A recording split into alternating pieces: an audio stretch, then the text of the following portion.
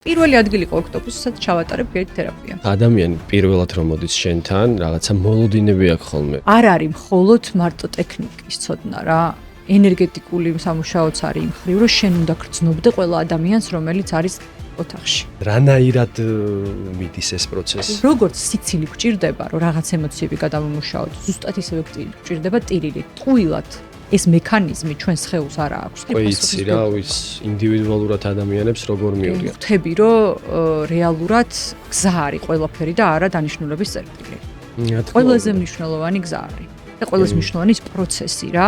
და რა არის მედიტაცია? მედიტაცია ეგ არის ზუსტად, რომ შენ ცნობიერი ხარ იქ, სადაც ხარ იმ მომენტში, მოქმედებაში მნიშვნელობა არ აქვს რასაკეთებ. აი ნებისმიერ მომენტში.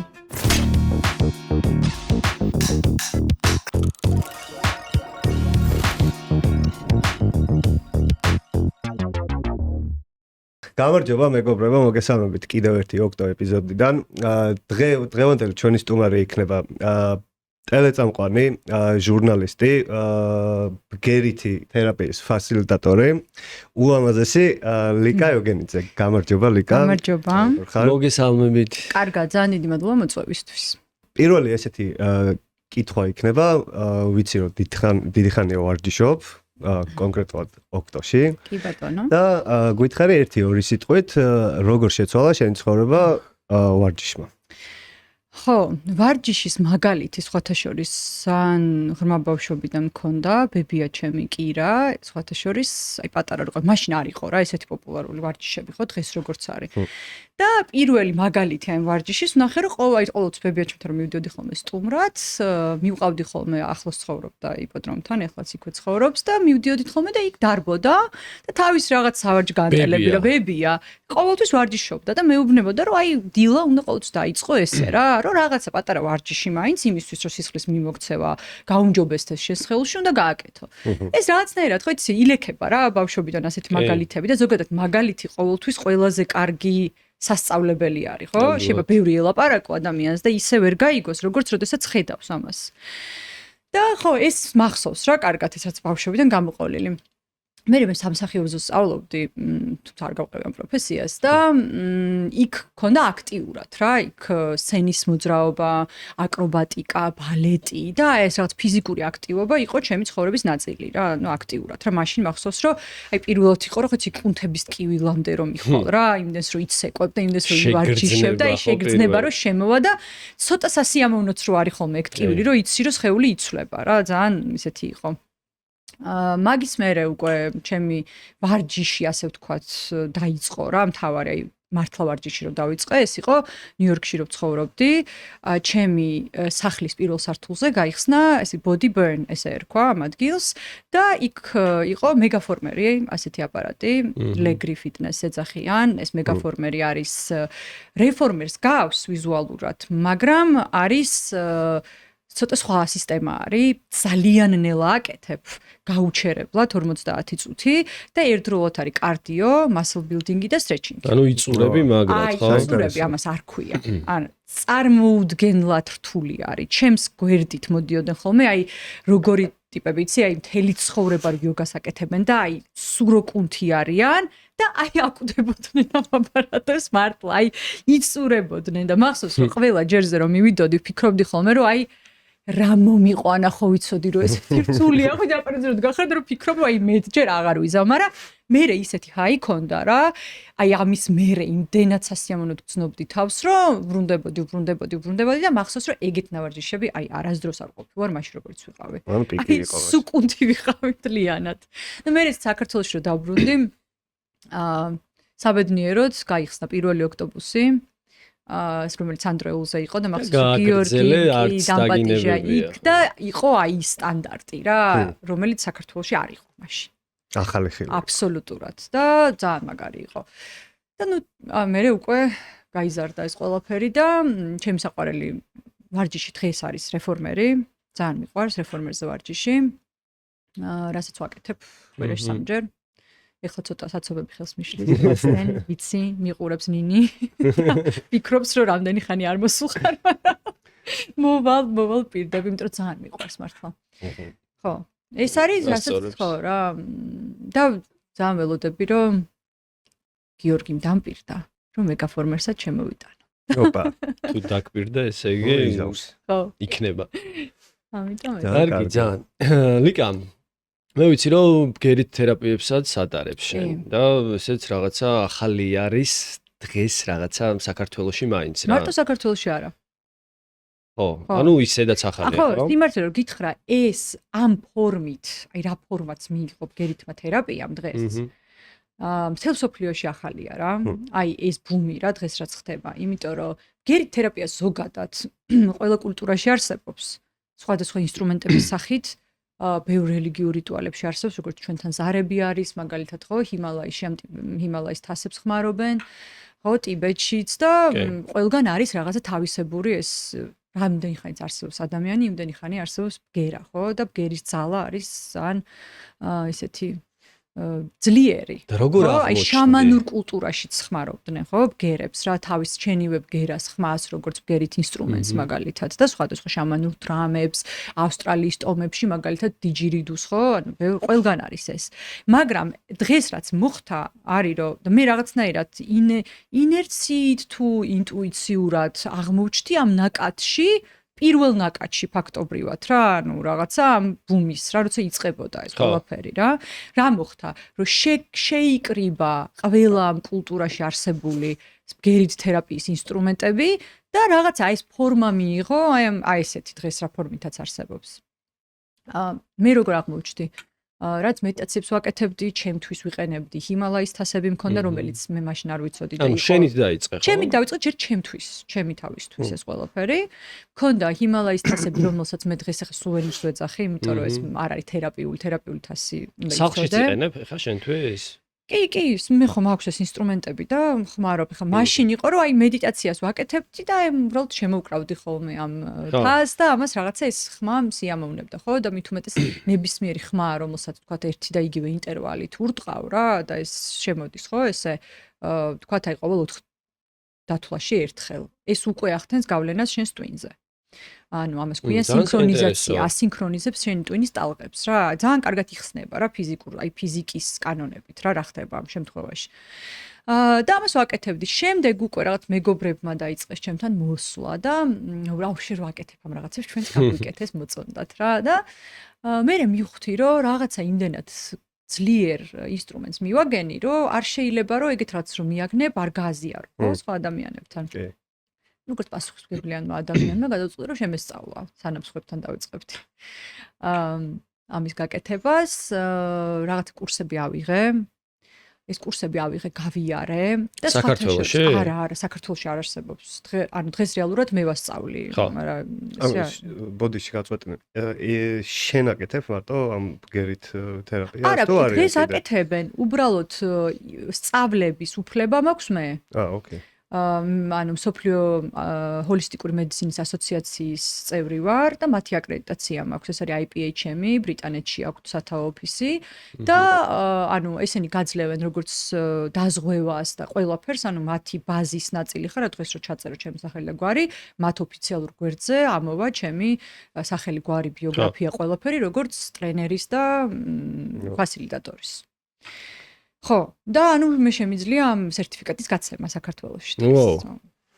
მაგრამ სანამ აქამდე მივიდოდი, სხვათა შორის პირველი ადამიანი იყო გიორგი ასეთიანი, ვინც ირწმუნა, რომ რაღაც საინტერესოს ვაკეთებდი და პირველი ადგილი იყო ოქტოპუსსაც ჩავატარებ ბგერით თერაპია.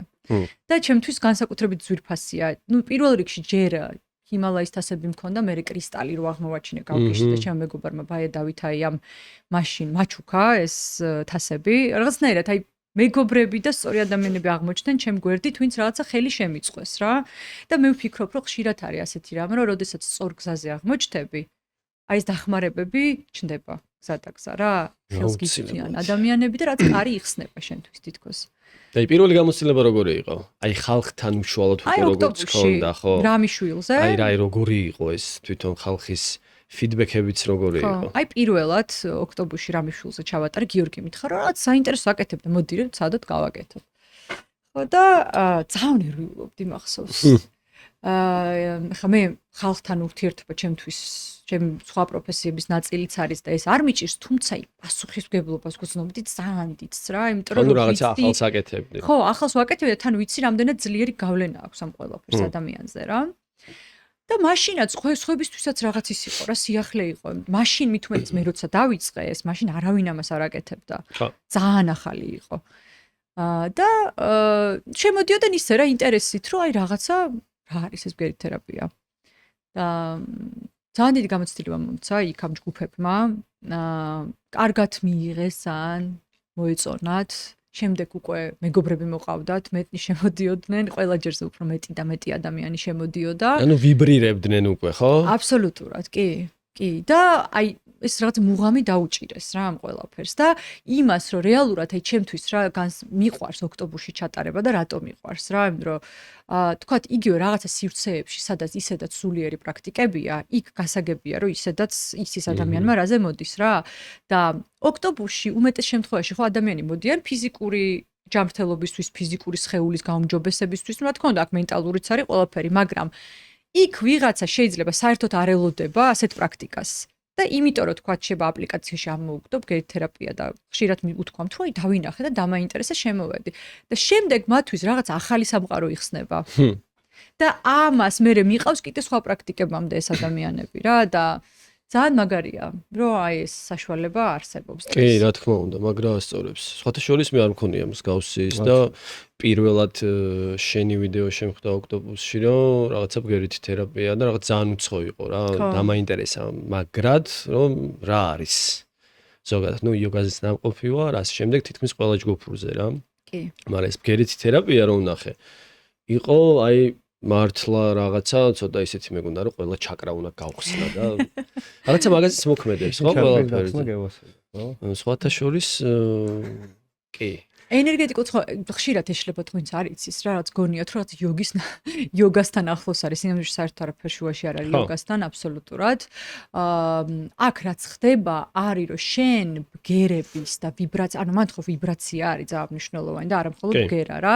ხშირად ვხსნი ხოლმე ადამიანებს ხშირად ამბობენ რომ აი ვიბრაციამ რა უნდა ქნას რა და ვიბრაცია არის ინფორმაციის გადამტანი. ნებისმიერი ადამიანი როდესაც ვიბრაცია შენ იქ რა ინფორმაციასაც დებ, ეს ინფორმაცია რაღაცნაირად გადატრანსფერდება, ხო, ამიტომ განზრახვას ძალიან დიდი მნიშვნელობა აქვს ამ შემთხვევაში. ეხლა თუ გჯერა იმისი, რომ მე შეიძლება Bluetooth-ით გადმოგიგზავნო რაღაცა და თქვათ, არ ვიცი, Wi-Fi ტალღებით გადაიტანოს ინფორმაცია, როგორ შეიძლება არ გჯეროდეს, რომ ინსტრუმენტის ვიბრაციასაც ძალა აქვს, ხო? აი, ისე რო ახსნა რა, ხელმოსაკიდი მაგალითით რა, ლოგიკურად. ამ შემთხვევაში რა ხდება რა? გარდა იმ ბგერისა, რომელიც შენ გესმის, იქ არის ვიბრაცია. ეს ვიბრაცია არის ძალიან მძლავრი და არის თავის სიხშირეები აქვს რა. ხო, ზოგადად ინსტრუმენტები, რომელსაც მუსიკალური ინსტრუმენტები, რომელსაც ხმარობენ მუსიკოსები, ის არის 440 ჰერცი. სხვა სტანდარტი არის და თერაპიული ინსტრუმენტები უმეტესად არის პითაგორას თეორიაზე აწყობილი და არის 432 ჰერცი. რაც პითაგორა თვლიდა რომ იყო ასე ვთქვათ ჰარმონიული წყობა, ვიცი რომ ძალიან მათემატიკურ იმაში წავედი, მაგრამ ნუ არის ამის ნაწილი. კაია, კარგად. ხო, იმიტომ რომ დარწმუნებული ვარ რომ და ის თვლიდა რომ ეს იყო ჰარმონიული წყობა.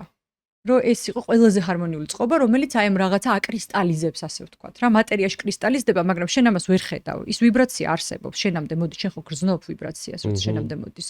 არ ვიცი, თუ ბგერითი თერაპიაზე არ ყოფილ ხარ, მაგალითად, დინამიკთან ახლოს, ხო, დამდგარ ხარ, ბასები ხო გიგრძნია სხეულში. ეს რა არის? ეს ხო არ არის მხოლოდ ხმა. ეს არის ვიბრაცია, რომელიც შემოდის, ხო? ის ამბობდა, რომ ეს მატერიაში ცვლის რაღაცეებს, რომელსაც შენ ვერ ხედავ.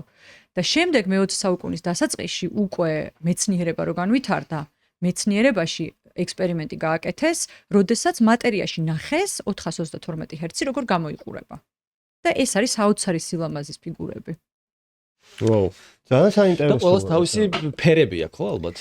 იცი რა, ადამიანებს სინესთეზიას ეძახიან რა, სინესთეზიას იმათ გამძაფრებული აქვთ ფერების აღქმა და ყველაფერს ფერებში ხედავენ.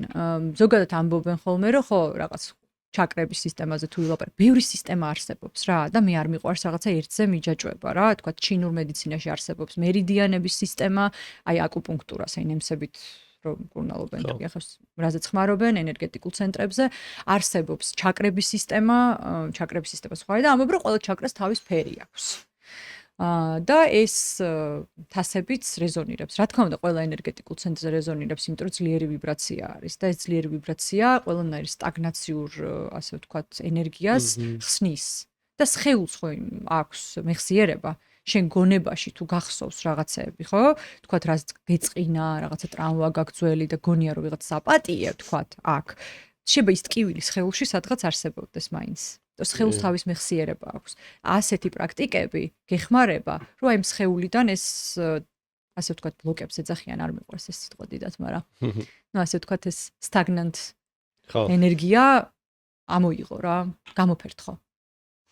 გამიჩნდა ისოები რომ დავესწრო იცი. ხო, რატომაც არა? კი, არ მართლა ის საინტერესო აქცენტი რომ ძალიან გამიხარდება, მოდით. ოქტომბერში ყოველ 4 შაბათს ვატარებ მზიურის ფილიალში და ძალიან დიდი სიამოვნებით გიმასპინძლებ. აუცილებლად. მაგრამ 2 წამში ივსება ხოლმე. ავით თორის 26 საათით ადრე. დაინიშნეთ. ახლობლობაში არ გამოვა? კი, არა, იქ მაქვს ხოლმე 1-2 ადგილი და ხუთში დავჯდებით ეს. და დასაწოლოთაც გვეყოფა ეგეთებიათ შვენიერი. შვენიერი. კაი, ლიკა, რა გითხარ, იცი, როგორც დასაწყისში ვთქვით, რომ ბევრ პროფესიას ფლობ რა. როგორ იქცა ეს გერითი თერაპიის თერაპია თავარ მიმდევრობად შენთვის? ხო, რაღაცა ზოგადად მგონია, რომ ნებისმიერი რამე რო სწავლობ რა, შეიძლება საერთოდ ერთმანეთთან კავშირი არ ქონდეს. აი პროფესიული თვალსაზრისით, მაგრამ ნებისმიერი ცოდნა ერთმანეთს ავსებს. ხო. იმიტომ რომ ყველაფრიდან რაღაცა გამოცდილებას იღებ, ხო? აი ხშირად აი რომ აი თქვათ ბავშვობაში მეც ვამბობდი მაგას, რომ აი რა თმინდა მაგალითად ქიმია არ ვაპირებ რომ ქიმიკოსი გამოვიდიან რაღაცა ეგეც ხო, მაგრამ ნებისმიერი სწავლა, რაღაცის ახლის სწავლა ხსნის, ასე ვთქვათ და ქმნის რაღაცა ახალ ნეიროკავშირებს ტვინში. ანუ რეალურად ფართოვდება შენი ცნობიერება ნებისმიერი ახალი რაღაც შესწავლილით რა.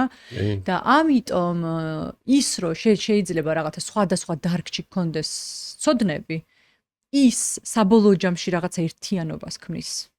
რაც გეხმარება რომ კიდე უფრო ღრმა იყო რა იმ რაღაცაში, რასაც აკეთებ.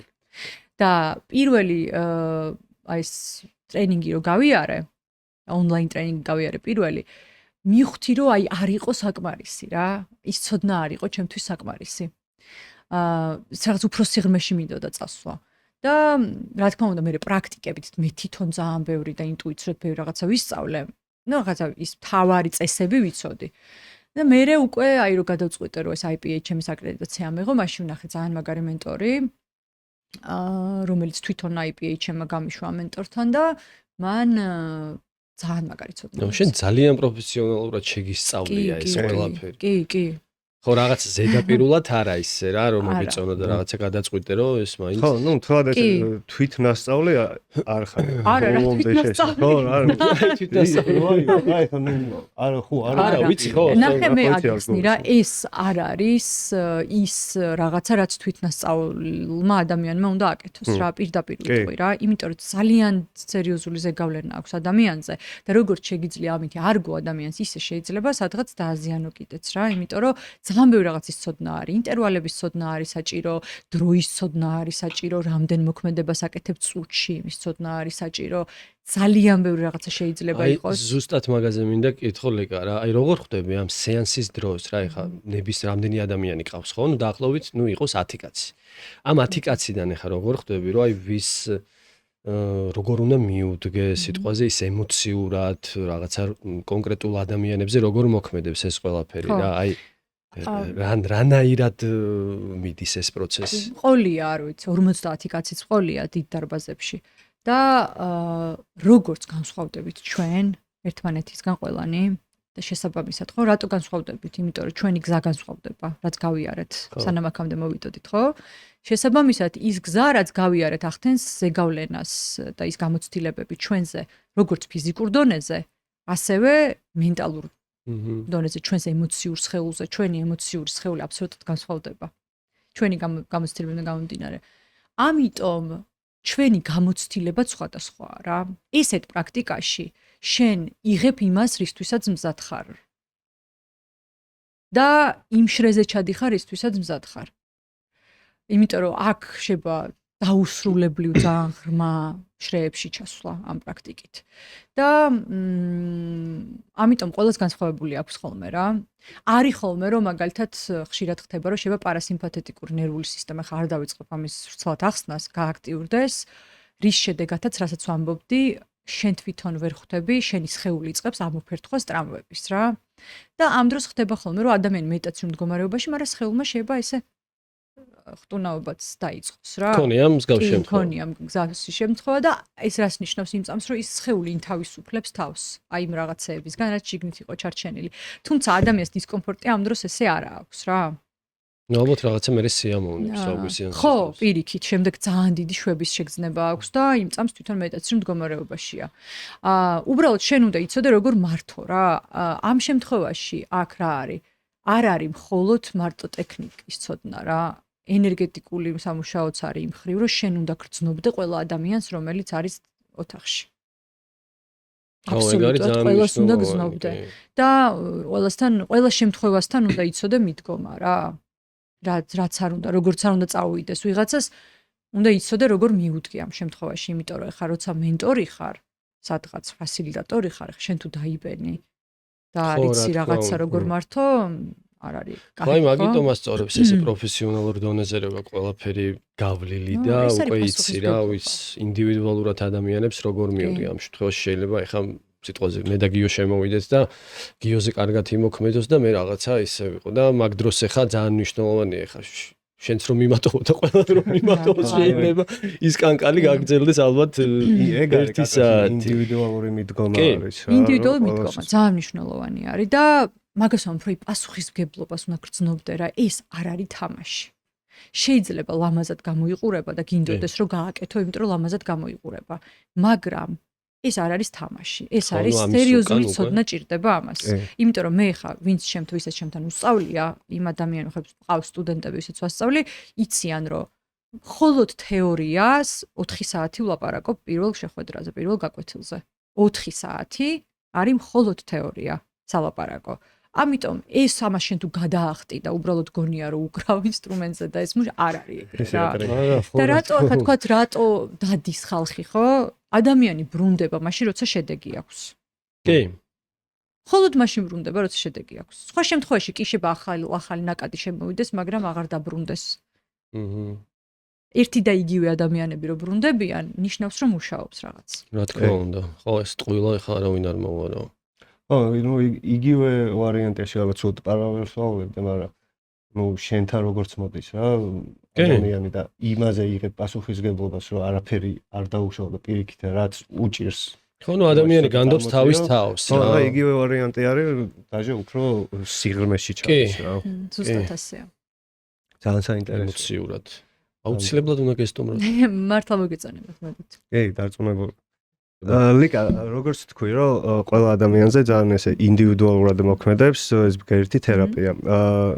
მაგალითად, აი, ვისაც ცოტა გამოცდილება აქვს იოგას მხრივ, მაგისთვის ბევრად მარტივი არის, თუ დამწყები ადამიანისთვის, აი, ეგ რო გავშალოთ. ძალიან კაი კითხვა, იცი როგორ არის? განსხვავებულია აბსოლუტურად, რა თქმა უნდა. ეხლა იოგაზე ვინც დადის, იმათ, თქვათ, იოგის ბოლოს შავასანას აკეთებენ და ასე ვთქვათ, აი ამ მდგომარეობასთან სხეულის მოშვების უფრო აქვთ გამოცდილება და იციან ეს როგორ გააკეთონ. ვინც მედიტაციებს აკეთებს, იმათ რა თქმა უნდა უფრო უადვილდებათ. აი ეს მან აქ რა არის მნიშვნელობა რა? მნიშვნელოვანი რომ ჩვენ ადამიანები შეჩვეულები ვართ, რომ სულ რაღაცას ვაკონტროლებთ. ეს კონტროლის მექანიზმი ჩვენში სულ ჩართულია რა. რაღაც ხრივ ეს მოდის გენეტიკური მეხსიერებიდან, იმიტომ რომ ეს გვჭირდებოდა იმისთვის, რომ გადარჩენილიყავით ფიზიკურად. ჩვენ თუ სუფხიზლად არ ვიყავით ადამიანები, შეგვჭამდა დათვი მაგალითად. ან რაღაცა სხვა რამე დაგვემართებოდა, ხო? ამიტომ ან ადამიანიც, აბსოლუტურად. ანუ ეს არის ჩვენ გენეტიკურ მეხსიერებაში. და ეს რაღაცეები რა დღეს შეიძლება აღარ გვჭირდება, მაგრამ სხვა რაღაცეებში არის გადატრანსფერებული.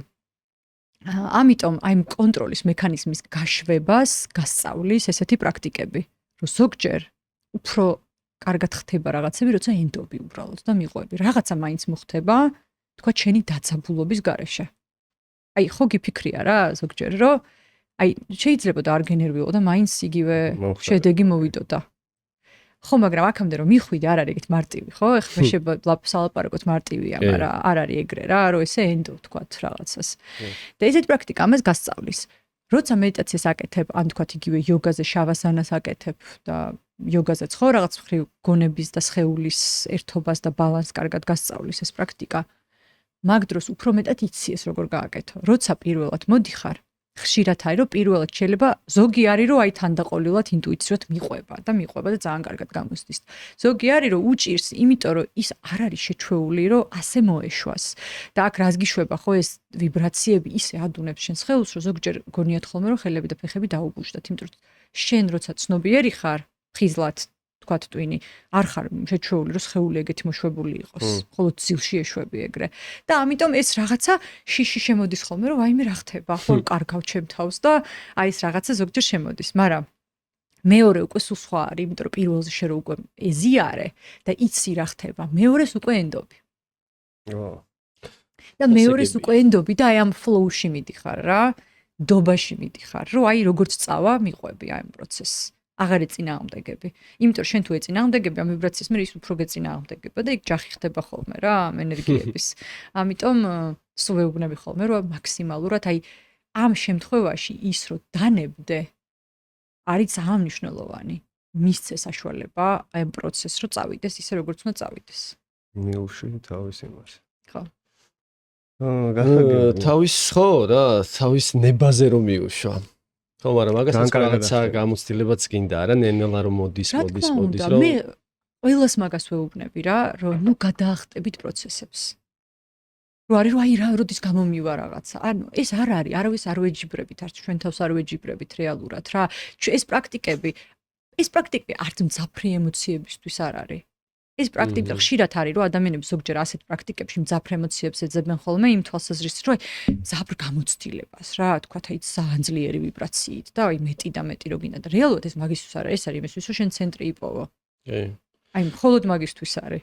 ხო, ისიც არის ხო, ეხა ადამიანი პირველად რომ მოდის შენთან, რაღაცა მოლოდინები აქვს ხოლმე რა, რომ აი შეიძლება ვიღაცამ უთხრა რომ აუ იცი რა მაგრა ასწორებს, წამოდი და შენც გიშველის რა და ნუ ის რაღაცა მომზადებულია რომ მე რომ მივალ ეხა აქ აი ეს მაგრა იმოქმედებს ჩემზე რა და აი მანდაც ხო ისე არის რომ რაღაცა მოლოდინის რეჟიმი აქვს ადამიანს რა და შეიძლება რაღაც საპირისპირო იმოქმედოს. რაც აფუჭებს უმეტესად ყველა გამოცდილებას. და შეიძლება ადამიანი მოვიდეს რომ აი პირიქით რაღაცა ისე იყოს რა განწყობილი რა რომ იცის რომ აი სიტყვაზე ხა ერთი იმით შეიძლება ვერაფერი ვერ გაიგოს, მაგრამ ნუ მაინც მეორე, მესამე და ნუ შეიძლება 10 დაჭირდეს და მე-11-ზე უკვე ეს ყველაფერი შეიგრძნოს ეხა რაც შენ ახსენე. ყველი ადამიანები ვინც აი ამბობდნენ რომ აი ძალიან სკეპტიკურად ვიყავი განწყობილი და აი მეგობარმა წამომიყვანა და აი უცბად გავგიშდი და სამყარო გაიხსნა რაღაც ახალი ჩემთვის რა. ესეთიც ხდება. ზოგადად მოლოდინი ხო ესეც ძალიან ადამიანური არის, თუმცა ძალიან აფუჭებს ხოლმე გამოცდილებებს მოლოდინი რა. იმიტომ რომ მოლოდინები ურთიერთობებსაც აფუჭებს. მეგობრებთან, თანამშრომლებთან, ქმართან, სოლთან, შვილთან, იმიტომ რომ ის მოლოდინი, ის ადამიანი არ არის. ეგ არის, ეგ ხარ შენ. ანუ ეგ არის შენი მოგონილი რეალობა, რომელიც შენ ტვინში მოიგონე და გადაწყვიტე რომ მიაკერო ვიღაცას რა და ის მე რომ მაგას არ აყვაყოფილებს, შენ ხარ იმედგაცრუებული რა და იმის ბრალია? შენი ბრალია. მე დაჟეგე. ხო. იმენა შენი ბრალია. ხო. ამიტომ ხო რა, ეს ისეთი რამეა. მაგას ვეუბნები ხოლმე რომ გავუშვათ მოლოდინი, მაგრამ ეხლა თქმა და ამის გაკეთება ერთი ხო არ არის. აქამდე მისვლა უნდა და ყველას აქვს თავის გზა. და ყველას ჭირდება სხვადასხვა დრო და ეს არის ძალიან ნორმალური რა. მე თუ მჭირდება 2 დღე, შენ შეიძლება 5 დღე დაგჭირდეს, შენ შეიძლება თქვა 1 კვირა ან პირიქით, ხო? და ეს არის ნორმალური. ხო, ნუ ინდივიდუალურია ყველა და ამ შემთხვევაში. ჩვენ თავს მიუცეთ საშუალება, რომ აი ეს დრო გავიაროთ, იმდენი რამდენიც გჭირდება. ანუ ვაჩუქოთ რა ეს დრო ჩვენ თავს. ნუ ვაჩქარებთ, რატო? არ შეიძლება რა ეგეთ რაღაცების გადახვევა წინ. ნამდვილად. და რაღაცა ფსიქოლოგიური დატვირთვაცა აქვს ამას რა და აუცილებლად ძალიან ისეთი რაღაცა არა, კაი ხო, კარგი, კი, და მნიშვნელოვანია, იმიტომ რომ მართლა ადამიანი ახლა შეიძლება მოვიდეს იაროს სეანსებზე და აი მართლა ისე განთავისუფლდეს ახლა და იმდენად ეს აი რაღაცა როგორც ახსენე ძველი ტრაუმების ყველაფერი ამოვიდეს, ხო? ყველაფერი რომ აი რაღაცა თავი იგრძნოს, რომ აი აქამდე სად ვიყავი რა. მე ძალიან ბევრი მყოლია, ვინც ჩემთვის ყველაზე დიდ ენერგიას, რაც მაძლევს, რა ხშირად მეკითხებიან ხოლმე, რეალურად რა გერით თერაპიის ჩატარება არის საკმაოდ დიდი შრომა. იმიტომ რომ აქ არ არის რა მარტო ემოციური და ენერგეტიკული შრომა, აქ არის ფიზიკური შრომაც. მარტო ამ ინსტრუმენტების ტარება, რომელიც არის ძალიან მძიმე. ეგეც ჩემი ვორკაუტია რა. ვორკაუტის ნაწილი, რომ მე მახსოვს, რომ პირველად რომ ჩამომივიდა და ძალიან აჟიტირებული ვიყავი ეს ინსტრუმენტები რომ ჩამოვიდა და პირველად ესენი რომ ამოვალაგე და მე ჩავლაგ, ფიქრობდი რომ ეხლა მეთქი ეს უნდა ვაკეთო სუ? ანუ ამით ამოვალაგე და ჩავაგე. კიდევ გავგიჟდი და მე რაღაც მომენტში აი ამ პროცესითაც დავიწყე სიამოვნების მიღება რა. და ხვდები რომ რეალურად გზა არის ყველაფერი და არა დანიშნულების წერტილი. ყველაზე მნიშვნელოვანი გზა არის და ყველაზე მნიშვნელოვანი ის პროცესი რა და რა არის მედიტაცია? მედიტაცია ეგ არის ზუსტად რომ შენ ცნობიერი ხარ იქ სადაც ხარ იმ მომენტში, მოქმედებაში მნიშვნელობა არ აქვს რას აკეთებ. აი ნებისმიერ მომენტში. ამიტომ ხო რა ეგ არის და მე უკვე ეს ინსტრუმენტების ტარება ამდენი ინსტრუმენტის მძიმეა, მე ამის ამოალაგე, მე ჩაალაგე, მე ხო ამ ხელა რაღაცა დიდი ენერგია მიაქვს, ხო? და მე მეკითხებიან რომ აი არ იღლები ამას რო აკეთებ და სესიის მერე ის ბედნიერი და გაბრწყინებული თვალები, რომელიც მიყურებს ხოლმე დარბაზიდან. შენ გაზრდილი ენერგია. დიდი ბედნიერებაა ჩემთვის და იმ ხელა ენერგიას მაძლევს, რომ აი ყველაფრად ღირს ჩემთვის რა. ხო, ეგ არის ზუსტად ის მომენტი, როცა პროცესი ქსიამოვნებს. რა თქმა უნდა, ხო, თუ არ ქსიამოვნებს, ახლა ანუ აზრი არ აქვს, თუ გინდა ბგერითი თერაპია ჩაატარე, თუ გინდა ადამიანი ავარჯიშე, ხო, ის მომენტი არის, რომ მართლა სხვისი ბედნიერებით რო ხედავ, რომ ადამიანს რაღაცა უხარია, კარგად არის და თავს კარგად გრძნობ, მაგ შემთხვევაში შენზეც ახლა ეს ემოციურად და ენერგეტიკულად ძალიან გადმოდის და ისეთ მნიშვნელოვანი რაღაცაა რა. რა თქმა უნდა, ხო, იგივე როცა ავარჯიშებ ადამიანს, ხო? როგორი მნიშვნელოვანია რომ შენ თვითონაც ბოლომდე იქ იყო იმ საქმეში სადაც ხარ, იმიტომ რომ ის მეორე ადამიანი ხო გძნობს მაგას. აბა წარმოიდგინე, შენ რო რაღაც ავარჯიშებდე და სულ რო სადღაც გაგირბოდეს ტვინი. კი. არ არსებობს ისეთი შედეგიანი ვარჯიში ვერ იქნება რა. არ არსებობს, მაგრამ შენ თუ ბოლომდე ინტეგრირებული ხარ იმ შენ საქმეში სიყვარულით, რასაც აკეთებ, აუცილებლად მეორე ადამიანი ამას გძნობს რა და იმას ზუსტად მაგ შენის სიყვარულით საქმის კეთებისგან შედეგიც ბევრად უკეთესი ექნება. აუცილებლად. სამოტივაციო ტექსტი გამოვაკეთე. კი, ძალიან მნიშვნელოვანია. სხვათა შორის ჩვენ პოდკასტებში ესეთი საუბრები ძალიან კარგია რა. აი შედეგს იღებს ხოლმე თან მაყურებლისთვისაც, ჩვენთვისაც და ესე ვთქვათ, ჩვენც ბევრ რაღაცებს სწავლობთ და სწავლობთ კიდე რა. სწავლობთ კი რა, ალბათ ეგრე იქნება ყოველთვის. საინტერესოდ გადმოცემ ამ ინფორმაციას, რომ მეც აუცილებლად უნდა მოვიდეთ თერაპიაში, ანუ იოგა, ეს თერაპია, ჩემთვის ძალიან უცხოა რა და იოგა და თერაპია სხვადასხვა რამე. ხო, გავმიჩნევთ. კი. ეგ შენ ნათქვამი რაც თქვი, ყველაფერს ძალიან ისე მაქსიმალურად შევეცადე, რომ ჩავწვდე და გავიგო. ხო და იმდენად საინტერესო დიძახი ამ ყველაფერს, რომ მართლა გამიჩნდა იმ სურვილი, რომ მოვიდე შენ თერაპიაში. და იმდენად რომ მოგეწონოს და იმდენად შეხვიდე აქ შეგნით, რომ აი ლიკას რო ეუბნები, რომ მინდა რომ შენთან ჩავეწერო, რომ აი სერტიფიკატი მე გადასცე. თავისუფლად შესაძლებელია, იმიტომ რომ ყველაფრის ის გურუობა ხდება. თავიდან იგივე ოქტომბერშიც უფრო შემოდიოდნენ გოგოები ხოლმე. უფრო მეტად. და მე ნელ-ნელა ბიჭებმაც დაიწყეს შემოსვლა, იმიტომ რომ რატომღაც გონიათ ხოლმე რომ მედიტაცია გოგოს საქმეა თუ არ ვიცი რატო. აი რაღაცა. ხო იცი იოგაზეც ხო ხოლმე წარ რეფორმერზე მაგალითად აი ხშირად არის რომ ეგეთ წარმოდგენა აქვს, სიმართლე ეგრე არ არის რა. რა თქმა უნდა. და რა ვიცი, ეს ბალანსი და ცენტრი ზუსტად ერთნაირად ჭირდება ქალს და კაცს. აბსოლუტურად რამე განსხვავება არ არის. ამიტომ ეხა დაიწყეს ბიჭებმა მოსვლა. და რა მე ძალიან მიყვარს რა ოქტომბერში, იმიტომ რომ რაღაც ის ხალხიც ვინც მოდის, ახლა ახლები ჩემოდიან ხოლმე, მაგრამ ყავს ადამიანები, რომლებიც სულ დადიან და რაღაცნაირი აი სხვანაირი თბილი დამოკიდებულება, ხო? ეხა ორ კვირაში ერთხელ ძალიან დაკავებული ვარ და არის ხოლმე აიყო პერიოდები, რომ ყოველ კვირას ვატარებდი. ეხა 4 შაბათობით ვარ ორ კვირაში ერთხელ და ლიზეც ვაკეთებ ხოლმე წყალზე ტივტივით ამ გელი თერაპიას აუზე და ეგ კიდე სხვა გამოცდილებაა. ეხა გვექნება აუცილებლად იანვარში. მახსოვს, კი. რაღაც გადაღებაც იყო მაგის ლისზე. კი. და აი საოცარი გამოცდილება, იმიტომ რომ წყალი ხო ამ ამ გრავიტაციასაც აქრობს რა და ისე სტივტივის პროცესში ხარ და კიდე აძლიერებს ვიბრაციებს და ეს ვიბრაციებიც რო შემოდის, აი მართლა რაღაცა ძალიან გაფრენის შეგრძნებებია. ძალიან საინტერესო არის მართლა. ხო ვიბრირებ, მე იცი ჩუმად. არა? მაგას ეკალა ესეთი შეიქმნა. ლიკას აგ ენერგიას აი რო საუბრობს გადმოსცემს და რაღაცა. კი, აი გადმოცემის უნარი ქვია მაგას. აი აინტერესებ ადამიანს რომ მოგისმინოს. და კაია მიხარია. ესე იგი მეორე პროფესიაშიც გამოვდექი. უმაღლეს უდაოდ. ლიკა, ყველაზე მძიმე გამოცდილება რა ქონიათ ადამიანებს, რომლებიც შენთან მოდიან გეითერაპიაზე, ხო? გეითერაპიაზე, კი და შემდეგ ამ თერაპიის მერე რა შედეგზე გადიან? რა შედეგზე გადიან, კი. ის კითხვა გინდოდა. ხო, იცი რა არის? სხვათა შორის ქონია ერთი ჯგუფი, ხშირად არის რომ ტირიან ხოლმე რა, გეითერაპიის დროს, იმიტომ რომ ანუ ეგეც არის ემოციური ძალიან ის, იმიტომ რომ აი ეს დაგროვილი რაღაცები შიგნით რაც არის და ჩვენ ხო ვიცით რომ იგივე ეს ემოციები რომელიც არ გადამუშავდება შემდეგ აუცილებლად ფიზიკურ სხეულსაც აზიანებს იმიტომ რომ შიგნით ჯდება ხო ეს რაღაცეები და სხვადასხვა ორგანოებზე გიღწავს ხო აი ხო გიგრძვნია რომ აი ბრაზი ყელში გიჭერს ადამიანს ხო რაღაცა აი ძალიან რო გეწყინება რაღაცა გულში გირტყავს ხო აი რაღაცა სხვადასხვა სხეულის ნაწილებში შემოდის რა ეს რაღაცეები და ამისგან განთავისუფლება რო ხდება რა და შენ რო აი მიმღებლობას რა და ხსნის ასე ვთქვათ ამაღლებს რა გეითერაპია ხსნის მაქსიმალურად და რო იხსნები ეს რაღაცეებსაც საშუალება ეძლევა თუ ამოვიდეს რა აი ეს ტკივილები რაღაც რა ჩენში იყო და არიან ადამიანები ხა ყოლია ვიღაცა ვიც მეუბნეოდა რომ ბავშვობის მერე საერთოდ არ მიტირიაო და პირველად ვიტირეო რა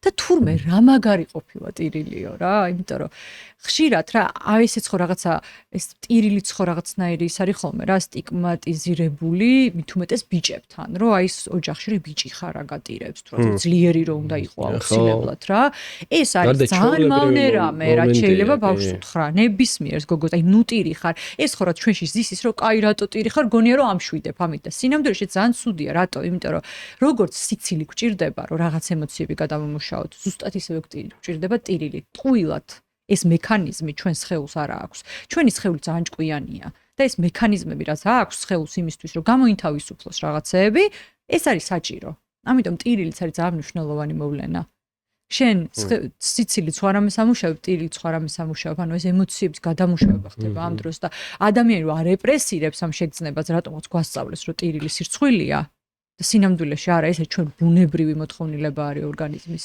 სხეულის და ამ დროს ხდება რა რომ აი ესენი უცბად თავისუფლდები ხო რა იტირებ და განთავისუფლდი რაღაც ემოციებისგან როგორც აი ბევრს რო იცინებ და რაღაცა სასიამოვნო ის რომ დაიცლები ხო ძალიან მნიშვნელოვანი აი ეხა ამ შემთხვევაში ეგაი რომ აი მყავდა ადამიანი ვინც მითხრა რომ აი არ მიტირია წარმოგიდგენთ ბავშვობის მერე აი ჩარეპრესირებული მქონდა აი ვერ ვტიროდი ვერც ვიღაც ოჯახის წევრი რომ მომიკვდა მაგალითად მაშინაც ვერ ვიტირე და რა არის წარმოგიდგენთ რომ აი ვერ გამოიტირე რა და ამიტომ ეს ყველაფერი კიდე სადღაც შიგნით არის და აი იტირა ძალიან ბევრი და მითხრა რომ თურმე როგორ მჭირდებოდაო რა დაიცალა ქონია ჯგუფი, სადაც 10 ადამიანიან 10-ვე ტიროდა.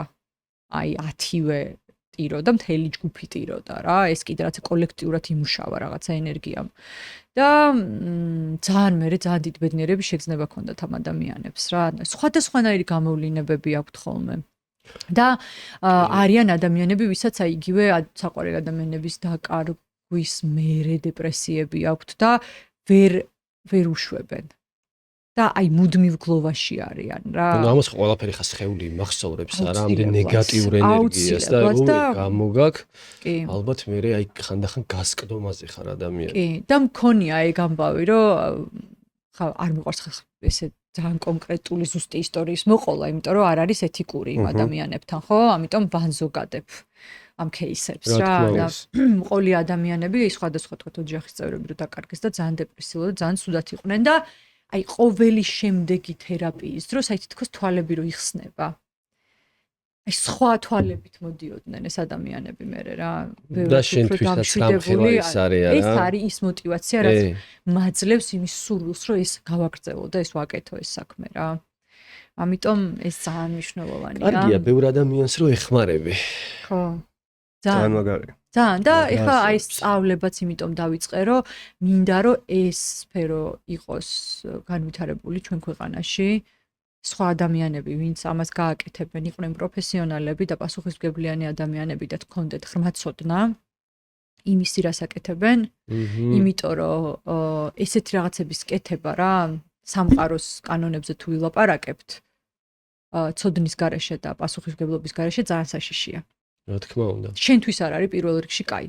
სულ კი. სხვა ყველაფერს თავი დავანებოთ რა, ამიტომ ეს ძალიან მნიშვნელოვანია და მე რაც მიხარია არის ის, რომ აი მაგით ხვდები ხოლმე, რომ რაც სწორ გზაზე ვარ, რომ აი სულ რაღაცები იხსნება რა, ეს მიხსნის რაღაცებს, რაღაც ახალ კარს მიხსნის, სადაც რაღაცა ახალი რაც საჩუქრებივით მოდის ხოლმე რა, როგორც იგივე აი ეს რასაც უშვებ ის გიბრუნდება. ზუსტად რა მთელი აი ეს პერიოდი რაც ბგერითერაპია დავიწყე, სულ მახსოვს, რომ Mindelsonic Energy არის ერთ-ერთი საუკეთესო გერმანული ბრენდი, რომელიც აწარმოებს ინსტრუმენტებს ძალიან ძვირფას.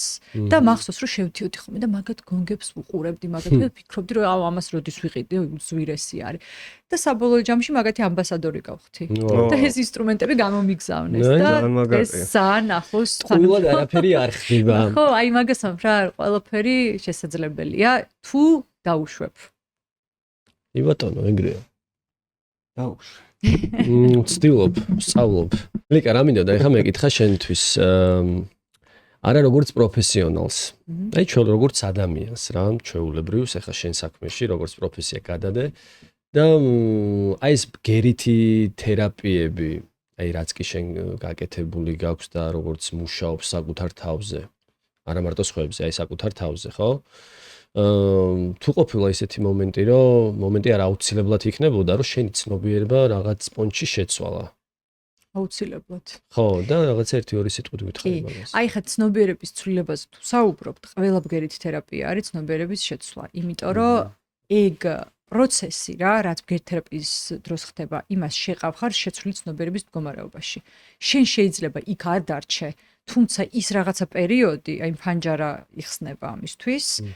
და ხარ შეცვლილი ცნობიერების მდგომარეობაში და ზუსტად მაგიტომ ახერხებ იმ რაღაცა შრეებთან წვდომის დამყარებას, რასთანაც შეიძლება ისე კავშირი არ გქონდეს რა. როგორც ის ადამიანები, ვინც შემთან მოდიან, ასევე მეც. შეცვლილი ცნობიერების მდგომარეობა ბევრი სხვა პროცესი არის რა, იგივე თქვათ ლოცვაც შეცვლილი ცნობიერების მდგომარეობაა რა. რაც აი განმეორებითი რო ხდება და კონცენტრირებული რო ხარ რაღაც ხო, მედიტაცია შეცვლილი ცნობიერების მდგომარეობა. ნებისმიერ ადამიანთან ურთიერთობით სწავლობ რაღაცას. რა თქმა უნდა. ნიშნულობა არა აქვს რა, შენ ხშირად არის ხოლმე რომ აი არ მიყვარს ხოლმე ძალიან ჭკუის დამრიგებლური ტონით რო ლაპარაკობენ რაღაცეებს რა, როგორც აი აპრიორი რომ ესე აი ესეა და რაღაცა უნდა გამომყვე მაინდა-მაინც, იმიტომ რომ ყველა ადამიანს თავისი სიმართლე აქვს, თავის რეალობა აქვს და იმ რაღაცა ერთი სურათის მიღმა ძალიან ბევრი შრეა. ფიდბექები რა, ანუ რა ფიდბექები არის ხოლმე დამსწრებისგან სეანსის ბოლოს. ესეთი ხო, შენ მაქვს ხოლმე გაზიარება, ყველა თავის გამოცდილებას გვიზიარებს ხოლმე, ვინ რა გამოცდილება მიიღო მედიტაციის დროს, გიდირებულ მედიტაციას ვაკეთებ ხოლმე და გერითის დროს არიან ადამიანები, ვისაც პირიქით უნდათ იქ დარჩენა. აი თავის თავში ასე ვთქვათ და არ უნდათ გაზიარება და ესეც ძალიან ნორმალურია და არიან ადამიანები, ვისაც პირიქით სიამოვნებთ ამის გაზიარება და მოყოლა რა. და მე ძალიან მიყვარს როცა აზიარებენ ხოლმე, იმიტომ რომ რაღაცნაირად მე მეც შევდივარ მათთან კომუნიკაციაში და ზოგჯერ არის ხოლმე ხა ოქტომბერში სულ გაქვს პრობლემა და ჩემს მერე სხვა ჯგუფი. მალე გამოდი რომ აი გვადგებიან ხოლმე იქ რაღაცა ხო ხდება სკვათებით და რაღაცეებით და ჩვენ ამ დროს აი საერთოდ სხვა სამყაროში ვარ. ისინი მოსულებენ რომ სკვათები აკეთონ და რაღაცეებით. გაშეშებული.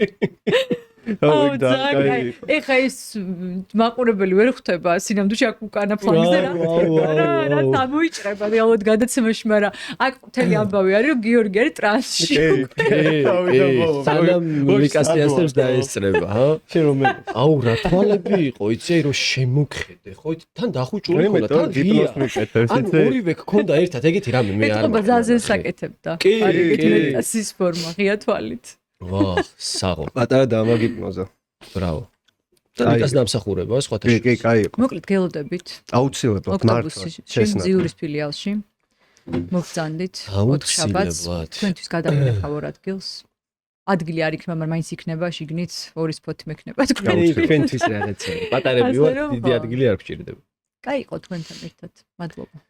მადლობა შენ.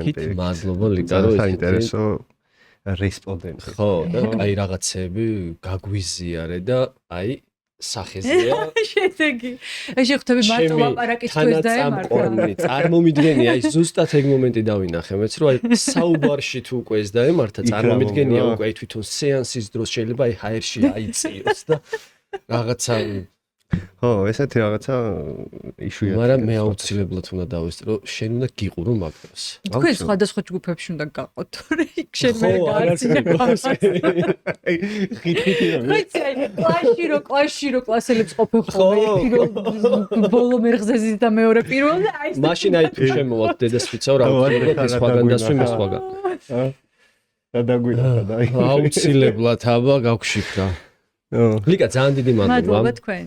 წარმატებებს გისურვებ და შენი ეს საქმიანობა და ეს სფერო ადამიანებისთვის გაგეცნოს კიდე უფრო მძაფრად. დიდი მადლობა. ჩემო მეგობრებო, ეს იყო ჩვენი შემდეგი ოქტო ეპიზოდი. დაგემშვიდობებით, ჩვენი სტუმარი იყო ულამაზესი და უკარგესი ადამიანი ლიკა ეგვენიძე. გამოგვიწერეთ YouTube-ზე და Spotify-ზე, რომ არც ერთი ეპიზოდი არ გამოგრჩეთ. დროებით. ახლა მდეში.